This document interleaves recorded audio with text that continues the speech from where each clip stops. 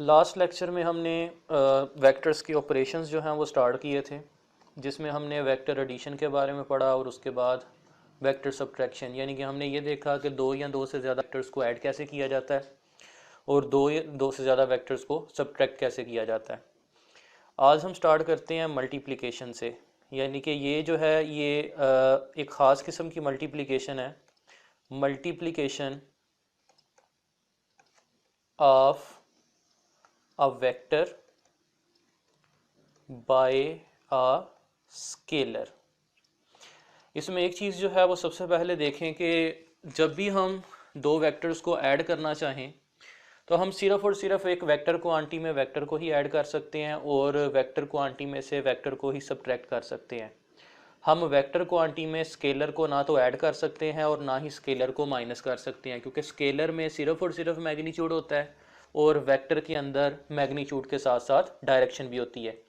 लेकिन ये चीज़ याद रखें कि हम एक वेक्टर क्वांटिटी को एक स्केलर क्वांटिटी के साथ मल्टीप्लाई ज़रूर कर सकते हैं। तो अब हम ये देखते हैं कि हम एक वेक्टर को एक स्केलर क्वांटिटी के साथ कैसे मल्टीप्लाई करेंगे। फ़र्ज़ करें कि हमारे पास कोई भी एक स्केलर नंबर है n।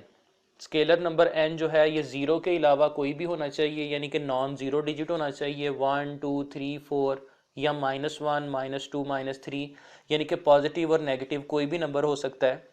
और इसको अगर हम फ़र्ज़ करें कि किसी भी एक वेक्टर से मल्टीप्लाई करते हैं, लेट्स से हमारे पास एक वेक्टर है a, तो इसका आंसर क्या आएगा।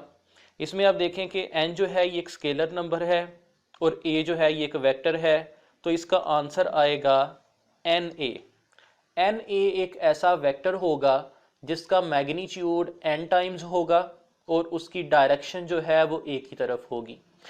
जैसे हम इसकी एक एग्जांपल लेते हैं, लेट्स से हमारे पास कोई भी एक वेक्टर है a।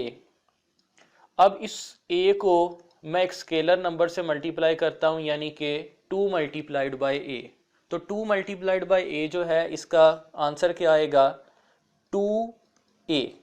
अब 2a जो है ये खुद भी एक वेक्टर होगा और ये एक ऐसा वेक्टर होगा जिसका मैग्नीट्यूड a के मुकाबले में डबल होगा, लेकिन उसकी डायरेक्शन जो है वो एक ही तरफ होगी। जैसे अगर मैं यहाँ पे 2a को शो करना चाहूँ तो ये मेरे पास जो है वो 2a वेक्टर ड्रॉ हो गया। आप देख सकते हैं कि इसका मैग्नीट्यूड जो है वो a से डबल है और इसकी डायरेक्शन जो है वो a की तरफ ही है। बिल्कुल इसी तरह से अगर फ़र्ज़ करें कि मैं 3 को a से मल्टीप्लाई करता हूँ तो इसका आंसर आएगा 3a। इसका क्या मतलब हुआ कि 3a एक ऐसा वेक्टर है जिसका मैग्नीट्यूड a के मुकाबले में 3 गुना है, लेकिन उसकी डायरेक्शन जो है वो a की तरफ होगी। और अगर इसको हम शो करना चाहें तो वो कुछ ऐसे करेंगे कि हम a से 3 गुना मैग्नीट्यूड का एक वेक्टर ड्रा करेंगे, लेकिन उसकी डायरेक्शन जो है वो किस तरफ होगी, a की तरफ ही होगी। तो इसका मतलब ये हुआ कि अगर हम किसी भी वेक्टर को एक स्केलर नंबर से मल्टीप्लाई करेंगे तो जितना उस स्केलर का मैग्नीट्यूड होगा उतने टाइम्स रिजल्टेंट का मैग्नीट्यूड बढ़ जाएगा, लेकिन उसकी डायरेक्शन में कोई चेंज नहीं आएगा। अब यहाँ पे मैंने आपको बताया कि नंबर जो है वो पॉजिटिव भी हो सकता है और नेगेटिव भी। लेट्स से मैं एक -2 यानी कि एक नेगेटिव इंटीजर ले लेता हूँ। अब इससे जब हम इस वेक्टर a को मल्टीप्लाई करेंगे तो इसका आंसर आएगा -2a। अब -2a का क्या मतलब है, यानी कि इसका मैग्नीट्यूड तो a से डबल होगा, लेकिन माइनस का साइन यहाँ पे ये चीज़ शो कर रहा है कि उसकी डायरेक्शन जो है वो a से क्या हो जाएगी, ऑपोजिट। जैसे अगर 2a जो है वो इस डायरेक्शन में है तो ये हमारे पास -2a वेक्टर आ जाएगा, यानी कि इसका मैग्नीट्यूड तो a से डबल होगा लेकिन उसकी डायरेक्शन जो है वो a से क्या हो जाएगी, ऑपोजिट। तो इससे आपको जो है वो 2-3 चीज़ों का पता चला। नंबर 1, हम किसी भी वेक्टर क्वांटिटी को किसी भी स्केलर क्वांटिटी से मल्टीप्लाई कर सकते हैं। नंबर 2, जब भी हम किसी स्केलर नंबर को किसी भी वेक्टर से मल्टीप्लाई करेंगे तो उतने टाइम्स उसका मैग्नीट्यूड बढ़ जाएगा। अगर तो नंबर पॉजिटिव है तो डायरेक्शन में कोई चेंज नहीं आएगा, और अगर नंबर नेगेटिव है तो डायरेक्शन वेक्टर की क्या हो जाएगी, रिवर्स हो जाएगी। इसकी हम एक रियल टाइम में एग्जांपल लेते हैं। आप लोगों ने मोमेंटम के बारे में पढ़ा होगा। मोमेंटम का फार्मूला होता है मैस मल्टीप्लाइड बाय वेलोसिटी।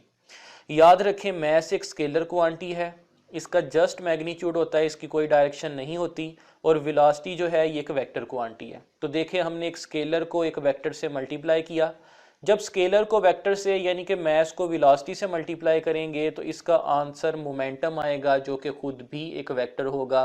तो इसका मतलब ये हुआ कि जब हम किसी स्केलर को किसी वेक्टर से मल्टीप्लाई करते हैं तो उसका आंसर भी एक वेक्टर क्वांटिटी आती है। तो ये थी हमारे पास multiplication of a vector by a scalar. Next हम एक वेक्टर की टाइप देखते हैं जिसको हम कहते हैं यूनिट वेक्टर। तो सबसे पहले बाय डेफिनेशन देखेंगे कि यूनिट वेक्टर क्या होता है और उसके बाद हम इसका फार्मूला और इसको फर्दर डिटेल के अंदर जो है वो स्टडी करते हैं। यूनिट का मतलब होता है वन यानी कि सिंगल। तो यूनिट वेक्टर एक ऐसा वेक्टर होगा जिसका मैग्नीट्यूड होगा वन, यानी कि इसको अगर आप किसी भी दूसरे वेक्टर से मल्टीप्लाई करेंगे तो उसके मैग्नीट्यूड के ऊपर कोई इफेक्ट नहीं आएगा। अब देखें कि इसको हम डिफाइन कैसे कर सकते हैं कि it is a vector whose magnitude is 1। ये एक ऐसा वेक्टर होता है जिसका मैग्नीट्यूड क्या होता है 1, और ये इस्तेमाल किस लिए होता है, and it is used to represent the direction of a vector। याद रखें कि यूनिट वेक्टर जो है ये एक ऐसा वेक्टर है जिसका मैग्नीट्यूड होगा 1 और ये इस्तेमाल होता है किसी भी वेक्टर की डायरेक्शन को शो करने के लिए। मतलब इसका ये हुआ कि वेक्टर क्वांटिटी के अंदर दो चीज़ें होती हैं। ये आपने हमेशा याद रखना है कि एक वेक्टर के अंदर दो चीज़ें होती हैं, एक मैग्नीट्यूड और दूसरी डायरेक्शन। तो मैग्नीट्यूड को तो आप किसी भी स्केलर नंबर से शो करेंगे। अगर आपने वेक्टर की डायरेक्शन को शो करना हो तो उस डायरेक्शन को शो करने के लिए हम यूनिट वेक्टर का इस्तेमाल करते हैं। जैसे अगर आपने किसी भी वेक्टर की डायरेक्शन यानी कि यूनिट वेक्टर शो करना हो तो उसका तरीक़ेकार क्या है कि हम उसके ऊपर ये हैट का निशान बनाते हैं। ये जो हैट का निशान है ये आपको कहीं पे भी अगर नज़र आएगा तो इसका मतलब है कि ये एक ऐसा वेक्टर है जिसका मैग्नीट्यूड 1 है और ये इस्तेमाल हो रहा है उस वेक्टर की डायरेक्शन को शो करने के लिए। जैसे हम यहाँ पे फार्मूला लिखते हैं, ये हमारे पास फ़र्ज़ करें कि एक वेक्टर है ए के ऊपर आपको एरो का निशान नज़र आ रहा है, इसका मतलब है कि ये एक वेक्टर क्वांटिटी है ए। अब वेक्टर के अंदर दो चीज़ें होती हैं, एक मैग्नीट्यूड और दूसरी डायरेक्शन। तो फ़र्ज़ करें कि ये हमारे पास सिंपल ए है यानी कि ए का मैग्नीट्यूड और ये है ए हैट यानी कि ए की डायरेक्शन। तो जैसे मैंने आपको पहले बताया कि वेक्टर के अंदर दो चीज़ें होती हैं, एक मैग्नीट्यूड और दूसरी डायरेक्शन। तो ये जो है ए ये सिंपली शो कर रहा है उस वेक्टर के मैग्नीट्यूड को, और ये जो ए हैट यानी कि यूनिट वेक्टर है ये शो कर रहा है वेक्टर ए की डायरेक्शन को। तो याद रखें कि किसी भी वेक्टर को रिप्रेजेंट करने के लिए हम उसके मैग्नीट्यूड को उसकी डायरेक्शन के साथ मल्टीप्लाई करते हैं।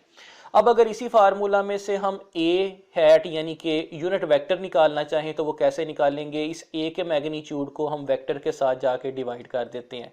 तो इसका मतलब है कि ए हैट किसके बराबर आएगा, ए वेक्टर डिवाइडेड बाय ए का मैग्नीट्यूड। तो इसका मतलब ये हुआ अगर आपने किसी भी वेक्टर का यूनिट वेक्टर निकालना हो तो आप उसी वेक्टर को उसके मैग्नीट्यूड के साथ डिवाइड करें, बाकी जो आपके पास बचेगा वो होगा उसका यूनिट वेक्टर। अब यूनिट वेक्टर्स जो हैं ये चूंकि डायरेक्शन को शो करने के लिए इस्तेमाल होते हैं, तो याद रखें कि हमारे पास रेक्टेंगुलर कोऑर्डिनेट सिस्टम के अंदर तीन एक्सिस पाए जाते हैं, एक्स एक्सिस, वाई एक्सिस और तीसरा होता है जी एक्सिस। ये फ़र्ज़ करें कि हमारे पास ओरिजिन है। अगर आपने किसी भी वेक्टर को एक्स एक्सिस की डायरेक्शन में शो करना हो तो उसके लिए यूनिट वेक्टर इस्तेमाल करेंगे आई हैट। अगर आपने वाई एक्सिस की तरफ शो करना हो तो उसके लिए इस्तेमाल करेंगे जे, और अगर जी एक्सिस की तरफ शो करना हो तो उसके लिए इस्तेमाल करेंगे के। यानी कि आई, जे और के। आप हमेशा इनके ऊपर हैट का निशान ज़रूर लगाएंगे क्योंकि हैट का निशान शो करता है यूनिट वेक्टर्स को। तो ये जो है ये स्पेसिफिकली शो करते हैं एक्स, वाई और जी की डायरेक्शन को। जैसे फ़र्ज़ करें कि मेरे पास एक वेक्टर है ए। मैंने आपको बताया कि वेक्टर ए में दो चीज़ें होती हैं, एक ए का मैग्नीट्यूड और दूसरी ए की डायरेक्शन। तो हम यहाँ पे इन दोनों चीज़ों को कैसे शो करेंगे? ये फ़र्ज़ करें कि मेरे पास एक वेक्टर है 5i। अब इस 5i का क्या मतलब हुआ कि वेक्टर ए एक ऐसा वेक्टर है जिसका मैग्नीट्यूड है 5, ए की जगह पे 5 आ गया और ए हैट की जगह पे क्या आ रहा है? आई का क्या मतलब है कि ये किस तरफ है? ये है एक्स एक्सिस की डायरेक्शन में। तो इसका मतलब ये हुआ कि वेक्टर ए एक ऐसा वेक्टर है जिसका मैग्नीट्यूड 5 है और इसकी डायरेक्शन है एक्स एक्सिस की तरफ। बिल्कुल इसी तरह से अगर मैं कहता हूं कि मेरे पास एक वेक्टर है बी और इसकी वैल्यू है 7j, तो इसका मतलब ये होगा कि ये कैसा वेक्टर है जिसका मैग्नीट्यूड 7 है और इसकी डायरेक्शन जो है वो किस तरफ है? वाई एक्सिस की तरफ। इसी तरह से अगर मैं कहता हूं कि मेरे पास एक वेक्टर है c जिसकी वैल्यू है 4j प्लस 5k, अब देखें इसका क्या मतलब होगा। इसका मतलब ये होगा कि वेक्टर c एक ऐसा वेक्टर है जिसके अंदर दो कंपोनेंट्स हैं, एक वाई एक्सिस की तरफ है क्योंकि j जो है वो वाई एक्सिस को शो करता है जिसका मैग्नीट्यूड 4 है, और दूसरा z एक्सिस की तरफ है क्योंकि k जो है वो z एक्सिस को शो करता है और उसका मैग्नीट्यूड कितना है? 5। तो ये चीज़ आपने याद रखनी है कि i, j और k ये तीनों जो हैं ये रिस्पेक्टिवली शो करते हैं x एक्सिस, y एक्सिस और z एक्सिस की डायरेक्शन को। तो देखें यूनिट वेक्टर की मदद से आपको ईजीली पता चल गया कि आप कैसे डायरेक्शन को शो कर सकते हैं। आई, जे और के अलावा हम कुछ यूनिट वेक्टर्स और भी इस्तेमाल करते हैं। जैसे एक यूनिट वेक्टर होता है एन हैट। एन हैट जो है वो किसको शो करता है? ये किसी भी प्लेन के परपेंडिकुलर डायरेक्शन को शो करता है। ये फ़र्ज़ करें कि आपके पास कोई भी एक प्लेन था, कोई भी एक पेज था, अगर इसके परपेंडिकुलर आपने डायरेक्शन शो करनी हो तो उस परपेंडिकुलर डायरेक्शन को हम एन हैट से शो करते हैं। इसके अलावा एक इस्तेमाल होता है आर हैट। आर हैट जो है ये इस्तेमाल होता है किसी भी पोजीशन वेक्टर की डायरेक्शन को शो करने के लिए, लेकिन ज़्यादातर जो हमारे पास इस्तेमाल होते हैं वो होते हैं आई, जे और के। मतलब नेक्स्ट भी हम जहाँ जहाँ पे इस्तेमाल करेंगे हम यही तीन यूनिट वेक्टर्स यानी कि आई, जे और के ही यूज़ करेंगे जो कि एक्स, वाई और जी एक्सिस की डायरेक्शन को शो करते हैं। नेक्स्ट हमारे पास यूनिट वेक्टर्स के बाद डेफिनेशन एक आती है जिसको हम कहते हैं नल वेक्टर। नल का मतलब होता है जीरो, यानी कि एक ऐसी चीज जो कि खाली हो, एम्प्टी हो। तो नल वेक्टर एक ऐसा वेक्टर होगा जिसका मैग्नीट्यूड होगा जीरो, लेकिन चूंकि ये एक वेक्टर है तो इसकी डायरेक्शन भी होनी चाहिए, तो इसकी डायरेक्शन होती है आर्बिट्रेरी। तो हम इसकी डेफिनेशन लिख सकते हैं कि a vector whose magnitude is 0 and have arbitrary direction। ये एक ऐसा वेक्टर होता है जिसका मैग्नीट्यूड जो है वो ज़ीरो होता है और इसकी डायरेक्शन होती है आर्बिट्रेरी। आर्बिट्रेरी मीन्स कि किसी भी तरफ इसकी डायरेक्शन हो सकती है, कोई डिफाइंड इसकी डायरेक्शन नहीं है कि ये एक्स की तरफ होगा या वाई की तरफ होगा या जी एक्सिस की तरफ होगा, बल्कि ये किसी भी डायरेक्शन में पाया जा सकता है। नल वेक्टर हमें कैसे हासिल होगा? नल वेक्टर हम हासिल करते हैं किसी भी वेक्टर के अंदर से उसी के रिवर्स को ऐड करके। जैसे फ़र्ज़ करें कि हमारे पास एक वेक्टर है ए, अगर मैं ए में ऐड करता हूँ माइनस ए को, ए में और माइनस ए में क्या डिफरेंस है? माइनस ए असल में ए का ही रिवर्स है, यानी कि ए और माइनस ए का मैग्नीट्यूड सेम होगा लेकिन डायरेक्शन क्या होगी? ऑपोजिट। तो जब हम इन दोनों को ऐड करेंगे तो ये इक्वल और ऑपोजिट होने की वजह से एक दूसरे को कैंसिल कर देंगे, इसलिए हमारे पास इसका आंसर आएगा ज़ीरो। लेकिन चूंकि वेक्टर की एडिशन के नतीजे में रिजल्टेंट खुद भी एक वेक्टर आता है तो हम इसको ज़ीरो नहीं कहेंगे बल्कि इसको नल वेक्टर कहेंगे, क्योंकि ज़ीरो जो है ये एक स्केलर नंबर होता है और नल वेक्टर जो है ये एक वेक्टर है जिसका मैग्नीट्यूड तो ज़ीरो होता है लेकिन इसकी डायरेक्शन भी होती है। जैसे मैं इसको ग्राफिकली शो करता हूँ। फ़र्ज़ करें जी ये हमारे पास एक वेक्टर है ए और ये एक दूसरा वेक्टर है जो कि है माइनस ए। आप देख सकते हैं कि ए और माइनस ए इन दोनों की डायरेक्शन जो है वो अपोजिट है लेकिन मैग्नीट्यूड सेम है। अगर आपको कहा जाता है कि आप ए में माइनस ए को ऐड करें तो आप हेड टू टेल रूल की मदद से कर सकते हैं। सबसे पहले हेड टू टेल रूल क्या कहता है कि लेफ्ट साइड से स्टार्ट करें, और फर्स्ट वेक्टर को एज इट इज ड्रा कर दें। तो ये हमने फर्स्ट वेक्टर को एज इट इज ड्रा कर दिया। अब आपने इसमें ऐड करना है -a को, तो a के हेड के साथ -a की टेल आ जाएगी। तो ये हमने a के हेड के साथ -a की टेल को जोड़ दिया। अब देखें रिजल्टेंट ड्रा करने का तरीकेकार ये होता है कि सबसे पहले वेक्टर की टेल से रिजल्टेंट की टेल और आखिरी के हेड से हेड को मिलाएं, लेकिन यहाँ पे टेल जो है वो हेड से ऑलरेडी मिली हुई है और रिजल्टेंट ड्रा करने की कोई जगह नहीं है। तो इसका मतलब ये होगा कि इसका रिजल्टेंट क्या होगा, 0। तो जब भी आप किसी वेक्टर में उसी के ही रिवर्स को ऐड कर देते हैं तो उसका आंसर आता है नल वेक्टर यानी कि 0 वेक्टर। इसके बाद हमारे पास एक और डेफिनेशन आती है जिसको हम कहते हैं इक्वल वेक्टर्स। इक्वल का मतलब होता है बराबर। याद रखें वेक्टर में दो चीजें होती हैं, एक मैग्नीट्यूड और दूसरी डायरेक्शन। तो इक्वल वेक्टर क्या होंगे, ऐसे वेक्टर्स जिनका मैग्नीट्यूड भी सेम हो और जिनकी डायरेक्शन भी सेम हो, उनको हम कहते हैं इक्वल वेक्टर्स। तो इसकी हम डेफिनेशन क्या लिखेंगे कि those vectors which have same magnitude